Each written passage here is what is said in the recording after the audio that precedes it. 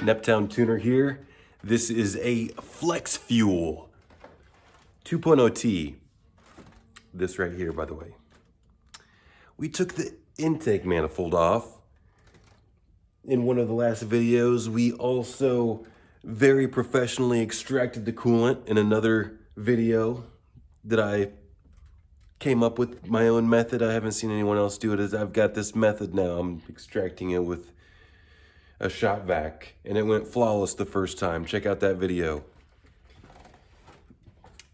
And now, did we do anything else? I don't think so. Other than, I just kind of popped the top off this breather assembly.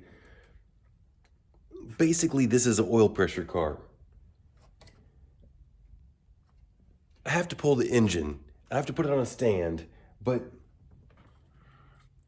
just for content, I'm gonna go ahead and pull the oil pan off, and I'm gonna go ahead and pull the cylinder head tray, the cam tray off. And that's probably what this video will be right now, is I'm gonna show you that it's still in time. The engine's fine. As far as I know, it's salvageable.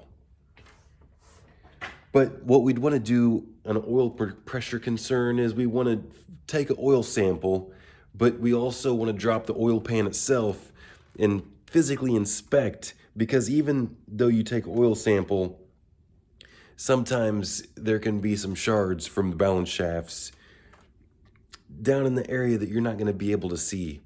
We'll show you that whenever we get the pan off. But let's just go ahead and get started.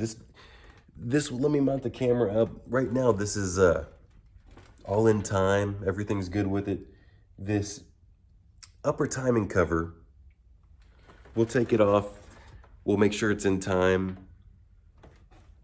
This is the interesting thing about this one. Setting the tensioner. And this is the updated style tensioner. So if you have an old style tensioner, you're not going to be concerned with pinning it at all. If you have an old style tensioner, you have to take the front case off no matter what. It has to be replaced. An old style tensioner could fail at any time. Let's get to the visuals. We're going to start with removing this air box.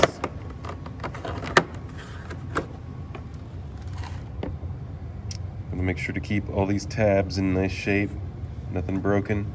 You do that by carefully squeezing both of these with both hands, and then lay that to the side. And then we want to be careful with this safety clip. We have these same clips over here, different places. Let's take our 7mm off. This is another place we need to be careful. This can easily break. If you'll notice, this plastic strap on that air box, there's not much to it. The rubber grommet, also on this side, the plastic strap looks the same way. This rubber piece right here can pop out and get lost if you're not careful. And then we have 2 grommets on the bottom side, and you can just pop those out like so, right? So let's loosen this up. We can either loosen it up here, which comes off very easily right here, or it's a little bit more difficult to loosen it up down here. If you loosen it up down here and take the whole thing off like that, I recommend instantly putting a clean cloth or rag in the inlet of the turbocharger. Remember, never drop anything down in the inlet of the turbocharger. You might not pay attention or know that something's in there, and it will destroy the turbocharger. That's why I prefer just to take it loose right here, just to play it safe.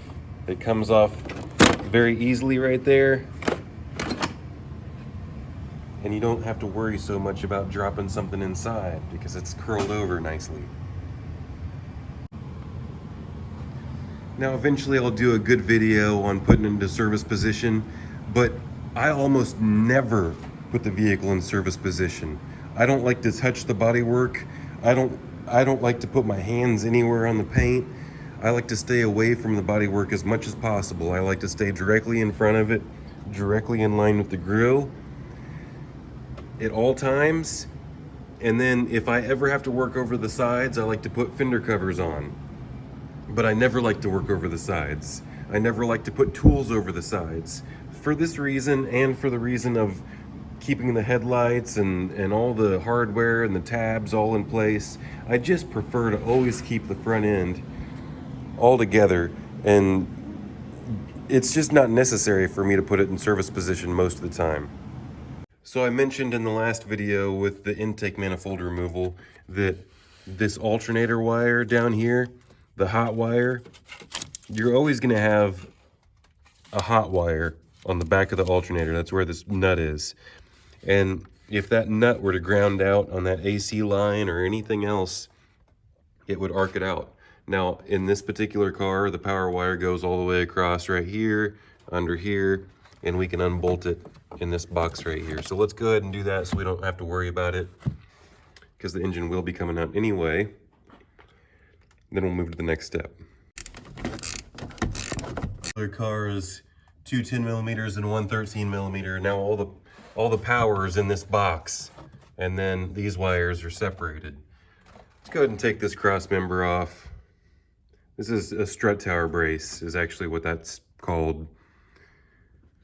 Not very impressive, if you ask me.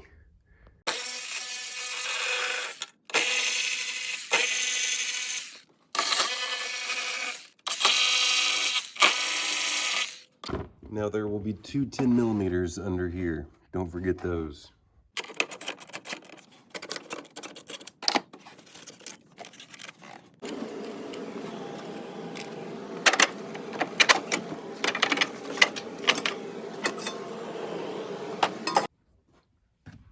We're gonna need to put it in time, and also this is gonna have to come off. So let's just go ahead and take this wiring harness, peel this harness off first.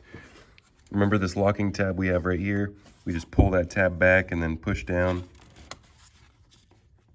And then pull. The older style, there would be that blue sensor would be a little bit further over here, but the brown and the blue one are together on here. I already took one of them off because I was gonna check oil pressure.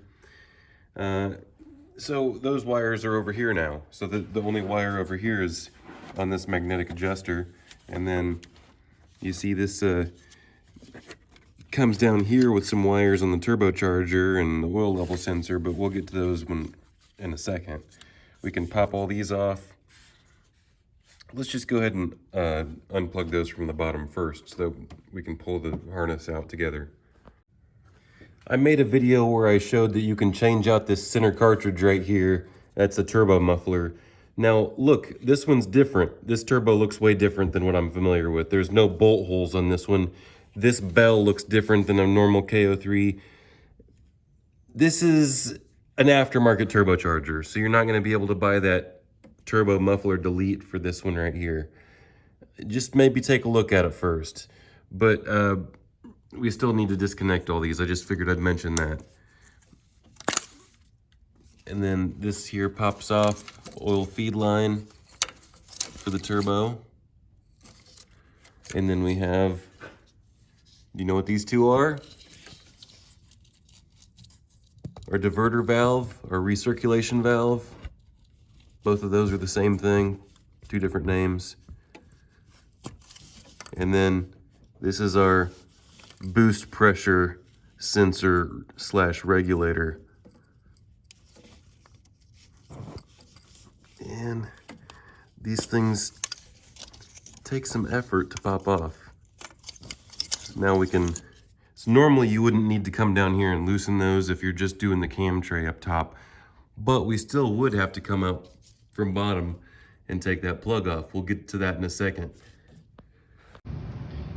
If for some reason you were wanting to take just this cam tray off, which really the only reason why you would want to do this is to either reseal this or to replace a camshaft for maybe this screen blew out of your camshaft bridge and now you have to replace a whole camshaft or both camshafts.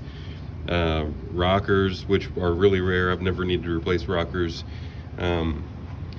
I don't know, something like, whatever other reason you can think of, tell me in the comments. But the vacuum pump gasket, you don't need to do any of that. You just take the vacuum pump off. We will do that. Let's take the wiring off. The next step is what are these? Well, these are exhaust cam switchover solenoid valves. Well, they're not really valves, they're solenoids. Why did I say solenoid valve? They change over the profile. So you see, there's no locking tab on that one. That's just a squeeze and pull. But those things can be very difficult to pull with your hand. I mean, I can get them, especially with my dominant hand, but you gotta have a special touch for them. Otherwise, if you use pliers, probably gonna tear stuff up. This one here, you just pop out like this, and then I like to walk over here. You have to be careful with this one as well, because just hear how that popped out of place? There's little triggers right here. Is that broken? It's ever so slightly broken. It might have just now happened. You try to pop it out really carefully, but you see the catalytic converter's right here, and the whole entire life of the car, heat's rising up on this plastic. So it's asking a lot to try to keep this plastic pliable over the years. And it's really kind of a shame whenever that tab breaks. So when that tab breaks, I like to run a zip tie all the way through that slot right here, and then all the way through that wire loom to make sure that it stays up there, just in case. I'll show you whenever I put it back together. So let's go ahead and disconnect this. Do we know what this is? This is our primary oxygen sensor. That's why there's like 6 wires on it. Can we get it apart with one hand? Can we zoom? Ow, man, I don't know if you heard that, but that was like an earthquake in my hand. There was like something that popped in a vein or something that rolled over a bone or something. Boy, it felt electric. They can be stubborn sometimes. This one here has a special little extra. We talked about that whenever we removed the intake manifold, but the trick to getting these coils off, I'll show you that after this T30 comes.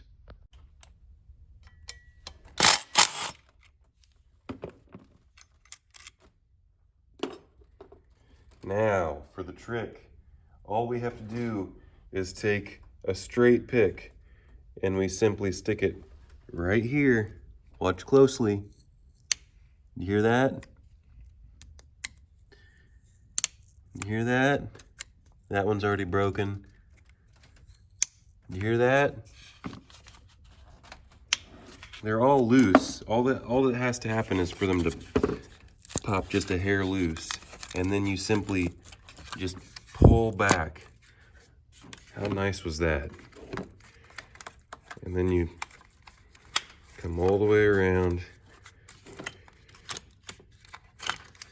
See that?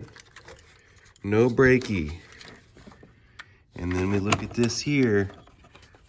No breaky here either. We pop that off. See that?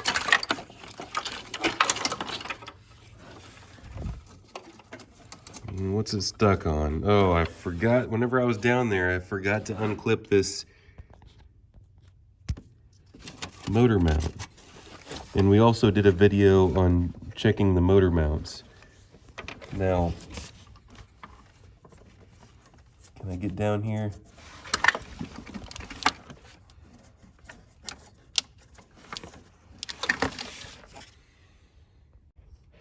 Unfortunately, I'm probably gonna have to do something with this suspension. I don't know how bad that is, but it looks a little bit more separated than it should be. It's all the way still together up top there, but it's getting to the point to where it's gonna be needing to be replaced soon. I'll have to tell my buddy. Unfortunately, I mean, that looks like a little bit of premature wear because this thing doesn't have a whole bunch of miles on it. This one up here looks a whole lot better. It's hard to get a good view on the side in there, but I can see it better with my eyeballs. Out of sight, out of mind. It's tucked behind this intake hose here, and it's difficult to get to as well since it's tucked behind there. See the clip connectors on the top there, so I have to push down like this and then pull with my other hand. It's on the phone right now.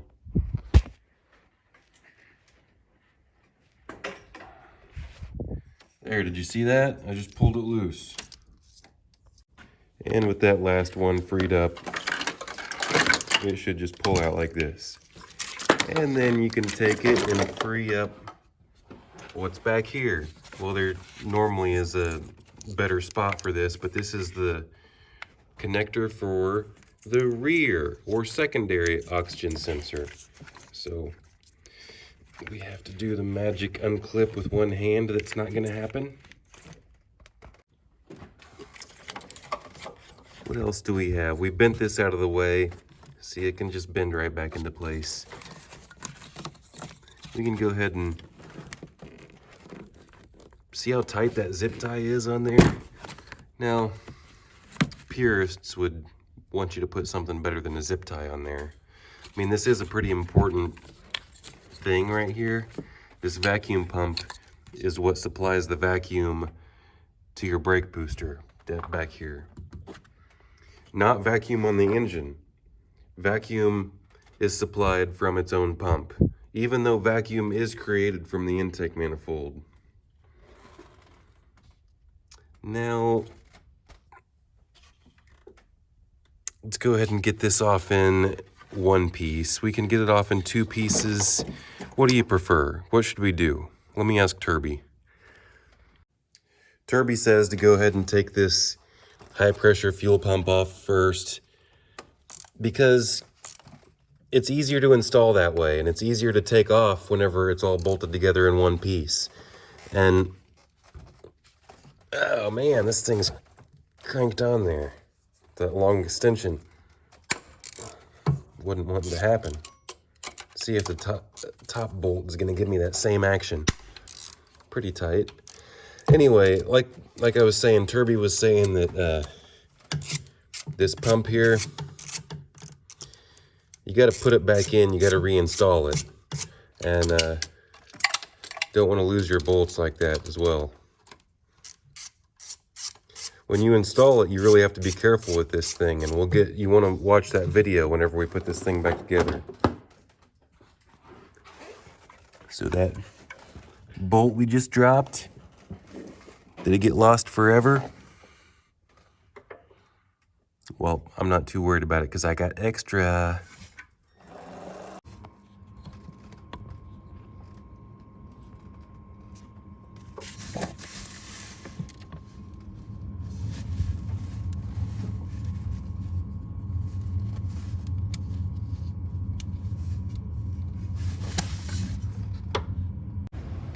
With the bolts out of this high pressure pump, it normally kind of comes out a little bit, but if it doesn't, you just wiggle it loose. There's a cam follower in there, you need to be mindful. Now we need to take this hose off, because that's a little bit easier to take this hose off than take this whole pipe off. We could take this whole pipe off with this T30 and this T30. So we just sneak right up in here and get this clamp moving. And then we sneak back in behind it with this here.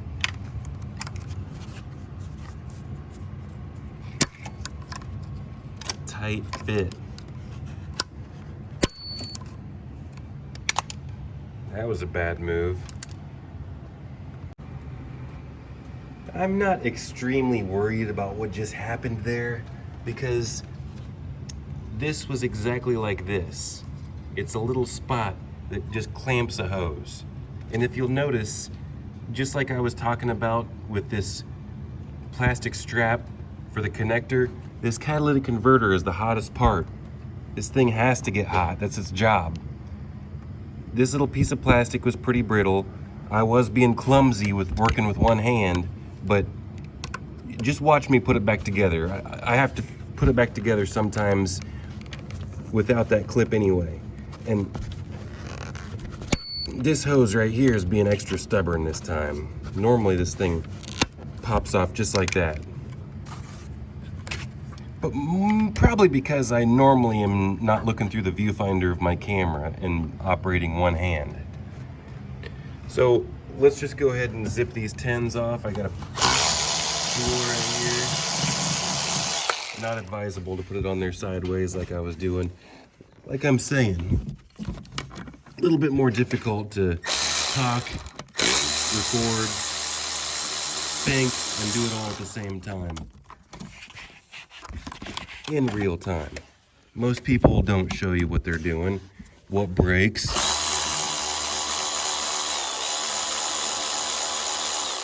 Most people don't show you the ins and outs, all the mistakes. Let's pull this out. Notice that this has a little keyway in it, and remember that roller rocker down in there? Keep that all into place. We don't need to lose any of this, get any dirt in there, nothing. See that screen right there? That's something to always be mindful of. Is there a little bit of trash in there? It looks like it. Make sure to keep that clean. I've seen them all the way plugged up before. Vacuum pump gasket off right now. We might forget about it, and it might make it a little bit more difficult to get this cam tray off. So let's go ahead and pop that off. It's always advisable to replace this. The OEM ones are gonna be substantial. They're gonna be this 3-layer gasket. The ones that you get from those aftermarket kits, the Chinese gaskets and stuff, they're gonna be a flimsy little one piece. I wouldn't ever use those. Now let's pop those coils out. There's not really an exact science on getting these coils out. I always just kind of do it like this. Kind of on the first one I use, gave you a bad view. On the first one I use this cover. On the second one I kind of use the cap. And on the third and fourth one I kind of pry against this hard piece right here and this hard piece right here. And then I try to just get underneath it like that. This part back here could possibly break, and that's where the connectors are.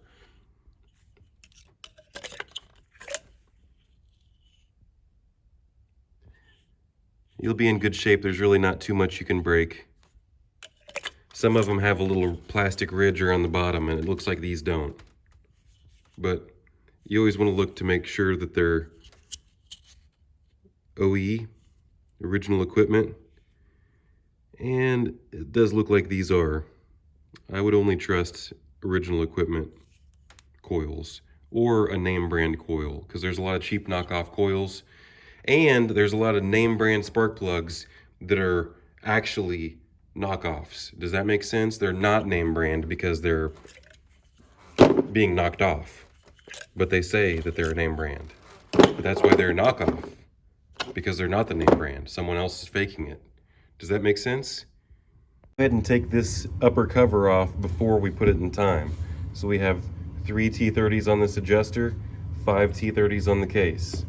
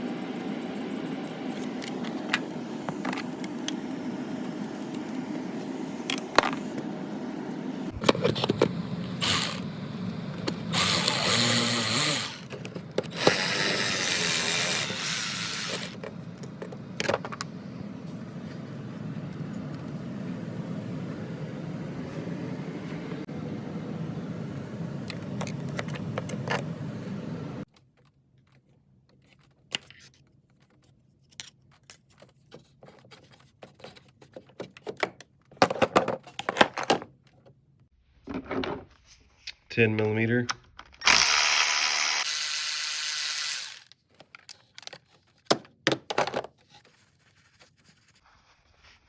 Let's loosen this one up just a little bit.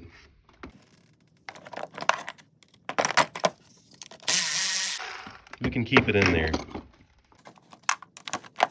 That'll give us a little bit of room right here, enough to where I'm not worried about stressing it out now. On the Q5 you have extra room all the way around it.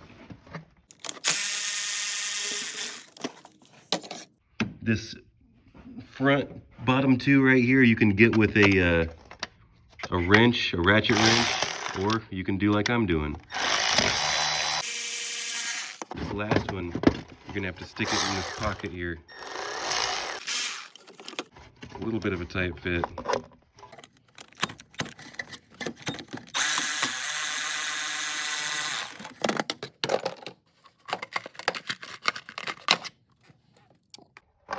And put it there for now, but we're gonna put that in a clean spot. We're just taking a look. Everything looks good. And take this, we'll go ahead and take this off next. That's our camshaft adjustment bridge. We got this special tool for the intake. This one's a VW on one side, Audi on the other. Some Audis use this one as well, like on the front wheel drive platforms, but we're going to use this offset type one right here. So that means we put the wrench in this side, and then this plug right here that we're taking out is reverse thread. So let's go ahead and load it up in our ratchet, and then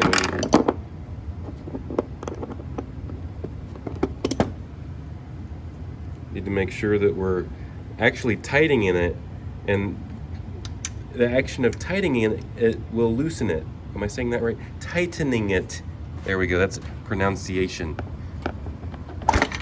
Man, that took some grunt. But once I got the initial brake loose, I can just simply unscrew it with my fingertips. Do you see? I'm simply oscillating my fingertips from side to side, and now it got to the point to where it stiffened up on me. So, you know what I'm gonna do? Instead of grabbing that tool, I'm just gonna take a pick in here, preferably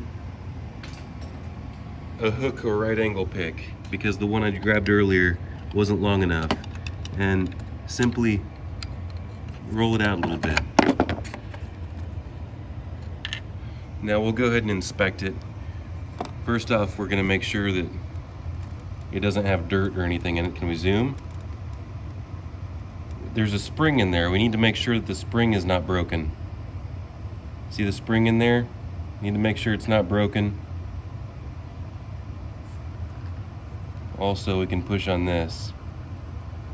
Everything seems to check out. Let's move on. Or does it check out? I was taking a closer look at it, and it seemed like the spring was broken, and I flipped it like this, and the center cartridge just simply fell out. Now let's take a look. Now I'm going to compare this with a different one and see if there's something that's supposed to keep this into place, because I've never noticed these to fall apart. Not much to it, but as you can see, there's supposed to be a retainer in there, and no, I don't believe that it came apart whenever I loosened it. I think this is what's wrong with this car. I literally think that this is why this car had the oil pressure issue. I believe this plunger was actually the issue. This more specifically is called an intake oil control valve.